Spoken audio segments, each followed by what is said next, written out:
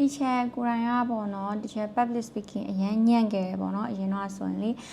လူရှိထွက်ပြောမပြောနဲ့ပေါ့နော်ကိုဘေးမှာလူတယောက်ရောက်လာရင်တော့မှတီချာစကားပြောဖို့အရင်ခက်တယ်ပေါ့နော်ဒါပေမဲ့အခုကျတော့လဲစကားတွေကအရင်ပြောတဲ့သူဖြစ်နေပါပေါ့နော်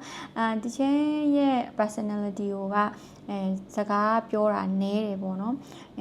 ဒါပေမဲ့လည်းအခုနောက်ပိုင်းတီချာအလုပ်လုပ်လာရတဲ့အခါမှာကျတော့စကားမပြောလို့မရဘူးလေနော်လူအစ်စ်တွေလည်းစကားပြောရတယ်ကြိုက်တာမကြိုက်တာဒါတွေကိုဘေးဖယ်ထားပေါ့နော်ပြောတင်ပြောထိုက်တဲ့အရာကိုပြောရတယ်ပေါ့နော်စီးပွားရေးလုပ်တဲ့အခါအလုပ်လုပ်တဲ့အခါမှာဒါကြောင့်မလို့တီချာကကိုလဲပေါ့နော်အမြဲတမ်းလေ့လာပြီးတော့ပြင်လာခဲ့တာပေါ့နော်ဘယ်လိုမျိုးစကားပြောအခုဆိုတာတီချာကဒါကင်မရာရှေ့မှာတော့စကားပြောတဲ့ပုံစံဖြစ်နေပေါ့နော်အရင်တော့ဆိုရင်ဒါတွေးတောင်တွေးမှာမဟုတ်နော်ကင်မရာရှေ့မှာစကားပြောရဲဆိုတာအဲ့တော့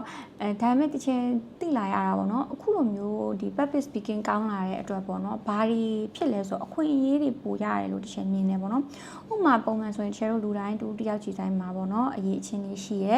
ကိုနားလဲတာတွေကိုရှင်းတာတွေရှိရဲဒါပေမဲ့လည်း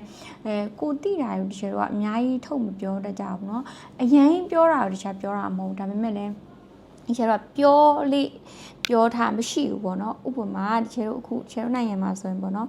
ဒီကျဆိုရင်အများ speaker အနေနဲ့စကားတော့ပြောပြီးဆိုမေးစရာရှိလားဆိုရင်မေးဘူးပေါ့နော်အများဆုံး3-4ယောက်ပေါ့နော်3-4ယောက်ကအများဆုံးဒါအရန်ထက်ကမိမထပြောတာပေါ့နော်အဲ့ဒါကိုကြည်ချင်းအဖြစ်အဲ့လိုကြည်ချင်းကမေးစရာရှိလားလို့မေးလိုက်တဲ့အချိန်မှာထိုင်နေတဲ့သူတွေကမေးစရာတော့ question ကရှိမှာပဲ confirm ပေါ့နော်ဒါပေမဲ့လည်းကျတော့မပြောရဲတာပြီးလို့ရှိရင်သူများ judge လုပ်မှကြောက်တာပေါ့နော်ငါထားပြောလိုက်လို့ရှင်သူတို့ဘယ်လိုမြင်မလဲမသိဘူးငါ့ကိုဘယ်လိုထင်မလဲမသိဘူးငါမေးတဲ့ question ကိုပေါ့နော်